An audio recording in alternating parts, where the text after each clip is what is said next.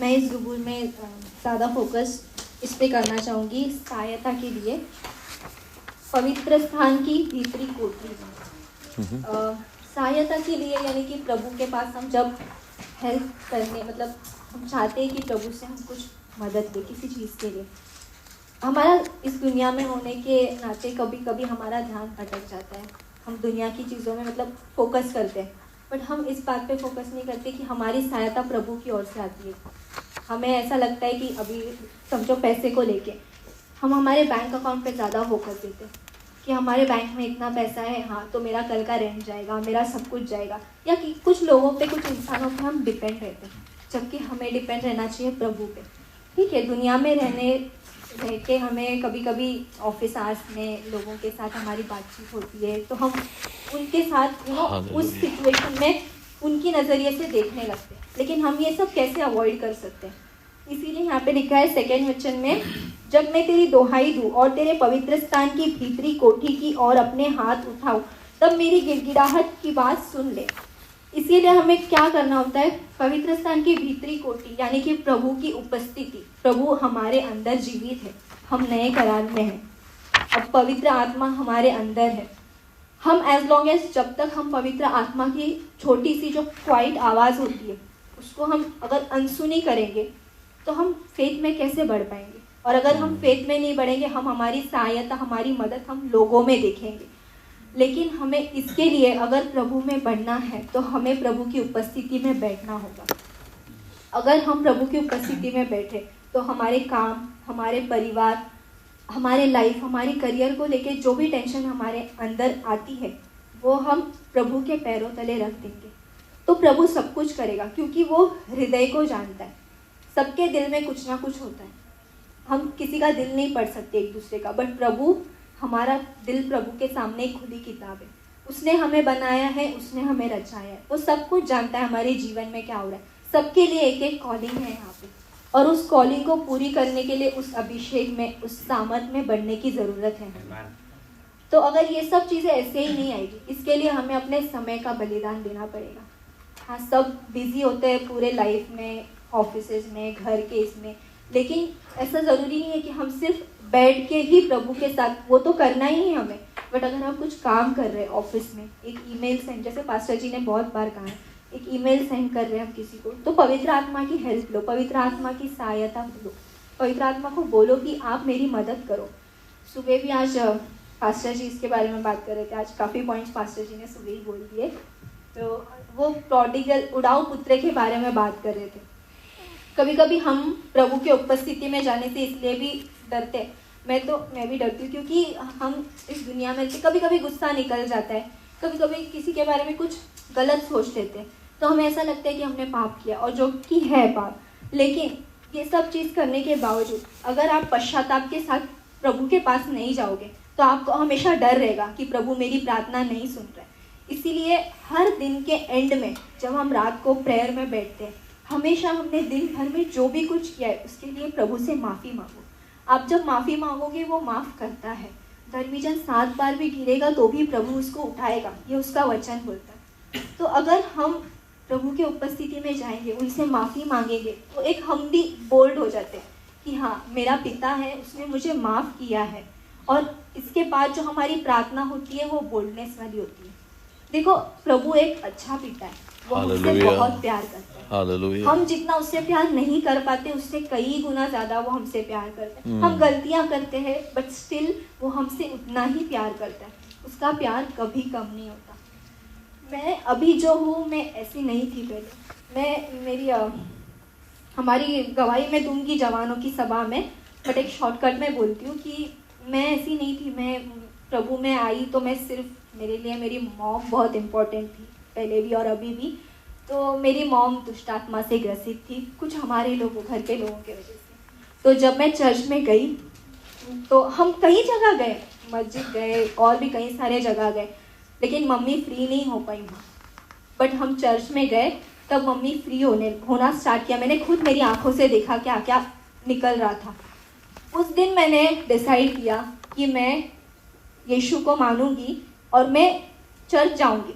But मैंने कभी personally इतना खुशी से कभी आराधना वर्शिप ये सब कभी नहीं किया मैंने। मैं सिर्फ इसलिए चर्च जाती थी क्योंकि यीशु ने मेरे मॉम को छुटकारा दिया, बस। अगर मैं इस रीज़न से चर्च जाती हूँ तो मुझे बोरिंग लगेगा चर्च, और वही हुआ मेरे साथ। 2021 में हमारा बैप्टिज्म हुआ, बट मैं कुछ प्रभु में बढ़ी नहीं। मुझे कुछ वचन पता नहीं थे, मैं बाइबल नहीं पढ़ती थी, बस नाम के लिए सुबह शाम 2 टाइम प्रार्थना और मम्मी के साथ संडे सर्विस जाना है, बस इतना ही। लेकिन प्रभु ने मुझे छुआ 2024 में।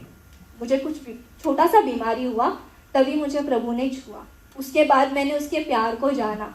जब मैं उसके साथ वक्त बिताती थी, जब मैं दिल से मैं प्रभु को आवाज़ देती थी, उस टाइम पे प्रभु ने मुझसे सच में बातें की, और उसके बाद मेरी लाइफ पूरी चेंज हो गई।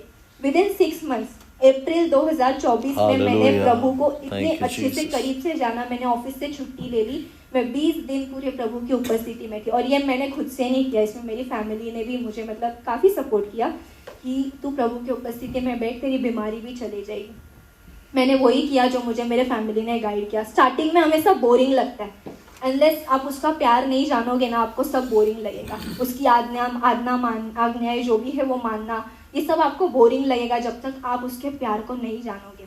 एक बार आप उसके प्यार को देख लोगे कि उसने क्यों किया ये सब। वो चाहता तो वो नहीं बोल सकता था जो उसने क्रूस पे हमारे लिए किया। क्यों उसने अपनी जान दे दी, सब कुछ हमारे, क्योंकि वो हमसे प्रेम करता है।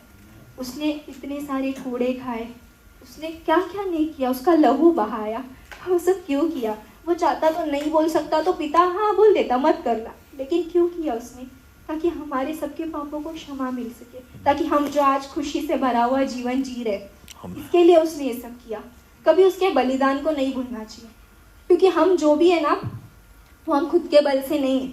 आज मैं यहाँ पे खड़ी हूँ, मेरी मेरी 0% भी लायकता नहीं है कि मैं यहाँ खड़ी रहूँ, क्योंकि मैंने उतनी पढ़ाई ही नहीं की है कि जो मैं यहाँ पे खड़ी रह सकूँ। आज भी मेरे लिए एक ड्रीम के जैसा है यहाँ पे खड़ा रहना। मैं जो भी हूँ और हम सब जो भी है, सब उसकी वजह से। आमेन, जो भी वो करता है हमारे जीवन में, वो क्यों करता है? क्योंकि वो हमसे प्यार करता है। बदले में वो क्या मांगता है? हमसे कुछ नहीं मांगता, सिर्फ हमारा वो दिल चाहता है हम दिल से उसके साथ रहे, उसे टाइम दे सके, बस यही वो मांगता है। और इसके बदले में भी वो हमें कितनी सारी आशीषें देता है, अभी भी दी है। जब पृथ्वी पर था, उसे मारा गया, गाड़ा गया, फिर तीसरे दिन जी उठा, फिर जब वो स्वर्गारोहण हुआ उनका, तभी हमें पवित्र आत्मा भी दिया गया। ओल्ड टेस्टामेंट में नहीं है ये सब, न्यू टेस्टामेंट में आज पवित्र आत्मा हमें वास करता है, हमें विजडम दिया है, हमें नॉलेज दिया है पवित्र आत्मा का। हर चीज़ों में हम पवित्र आत्मा को पूछ सकते हैं, पवित्र आत्मा आप मेरी सहायता करो, मुझे बताओ कि मुझे सिचुएशन में क्या करना है। कितने सारे प्रॉब्लम है हमारे लाइफ में, कुछ चीज़ें है ना अनदेखी चीज़ें जो हमें पता भी नहीं, उससे प्रभु हमें बिना प्रेयर के भी बचाता है। क्यों करता है वो सब? क्योंकि वो हमसे प्यार करता है। और कुछ चीज़ें ऐसी हैं जिसमें वो हमें चाहता है कि हम उसमें बढ़े। हमें उसने अधिकार दिया है, हमें उसने सामर्थ दी है। इस सामर्थ का और इस अधिकार का हम अगर यूज़ करेंगे तो हम हमारे दुनिया वालों को भी बता सकते हैं कि हमारा खुदा जिंदा खुदा है। इसीलिए कुछ प्रॉब्लम्स आती है। सुबह पास्टर जी बता रहे थे कि प्रॉब्लम सब आती है तो हर चीज़ प्रभु की ओर से नहीं होती है। कुछ प्रॉब्लम्स आती है तो वो हमें उसको हैंडल करने के लिए हमें अथॉरिटी भी दी है, हमें पावर भी दिया है, जिसका इस्तेमाल हमें करना चाहिए। लेकिन ये सब कहाँ से आएगा? जब तक हम प्रभु की उपस्थिति में नहीं बैठेंगे, उनके साथ बातें नहीं करेंगे, तो ये सब कैसे आएगा? और इसका मेन रीज़न ये होता है ना कि हम प्रार्थना में क्यों नहीं बैठते, क्योंकि हमें ऐसा लगता है कि हम दिन भर ऑफिस में रहते हैं, दिन भर बाहर कहीं रहते हैं, तो हमारा ध्यान लोगों में रहता है। कभी कभी हम प्रार्थना नहीं कर पाते ऑफिस में भी रह के भी, कुछ चीज़ों की वजह से, कामों के वजह से। लेकिन इसका मतलब ऐसा नहीं है कि प्रभु हमसे दूर हो गया। प्रभु हमारे अंदर है और वो चाहता है कि आप थोड़ा समय निकालो, जब भी लंच के लिए मिले, कभी भी आप उसके पास जाओगे, वो अवेलेबल है आपके। वो बिजी नहीं होता, क्योंकि वो सोता नहीं और वो ऊँगता भी नहीं। आपको जब भी वक्त मिले उसके साथ बातें कीजिए। कुछ चीज़ें हैं, फाइनेंशियली प्रॉब्लम है या फिजिकली प्रॉब्लम है, कोई बीमारी है, सबके लाइफ में अलग अलग प्रॉब्लम, लेकिन हमारे प्रभु के लिए कोई ऐसी प्रॉब्लम नहीं जो इम्पॉसिबल है। हर एक चीज़ है वो जो उसके सामर्थ्य के साथ सब कुछ हो सकता है। कुछ चीज़ें हमें लगता है इम्पॉसिबल है, क्योंकि मेरे लाइफ में भी ऐसा है कि मुझे लगता है ये कभी हो नहीं सकता, लेकिन उसके बारे में मैं सोच के मैं क्या कर सकती हूँ? मैं कुछ नहीं कर सकती, क्योंकि सब उसके कंट्रोल में। हर चीज़ मैं मेरी मॉम और मेरी बहन को वहाँ छोड़ के आई, सबसे बड़ी टेंशन तो मेरी वही है। बट मैं क्या कर सकती हूँ? जब मैं स्टार्टिंग में आई तो मैं बहुत सोचती थी इस सब के बारे में, मुझे नहीं रुकने का मन था यहाँ पे, मुझे ऐसा लग रहा था मैं 2-3 महीने में चली जाऊँगी। लेकिन प्रभु का जो कॉलिंग है उसको हम नहीं रोक सकते। प्रभु ने अगर ठहराया है कि मैं यहाँ पे रहूँ तो मुझे यहाँ रहना ही है, भले कितना ही तकलीफ हो, कितना ही प्रॉब्लम हो। धीरे धीरे मैं प्रार्थना में जाती थी और पूछती थी कि प्रभु मैं क्या करूँ, मैं जाऊँ इंडिया वापस, मेरे से नहीं हो रहा है। कितने बार मैं रोई हूँ इन चीज़ों को लेके कि मुझे वहाँ पे जाना है। लेकिन हम जब उसकी उपस्थिति में जाते हैं ना तो प्रॉब्लम का सल्यूशन निकल जाता है। जब मैं उनकी उपस्थिति में गई, प्रभु ने मुझे बोला तेरी मॉम और तेरी बहन को मेरे हाथ में दे दे। मैंने वो किया और मैं जानती हूँ कि थोड़ा सा डिफ़िकल्ट था मेरे लिए, बट यही सब चीज़ों से हम बढ़ते हैं, हमारा फेथ बढ़ता है। फिर प्रभु ने मेरे मॉम मेरी बहन को अभी तक संभाला और इसके आगे भी वो संभालेंगे और यहाँ पे मेरा भी ध्यान रखे। मैं जब यहाँ पे आई मैं काफ़ी देखती हूँ ना लोगों की लाइफ, मुझे काफ़ी बुरा लगता है कि वो चीज़ जो मेरे पास है एक्चुअली मेरी उसकी कोई लायकता नहीं है कि मेरे पास हो। मुझे जब मैं आई मुझे पास्टर जी और आंटी मिले और हर बातों में उन्होंने मेरी मदद की है।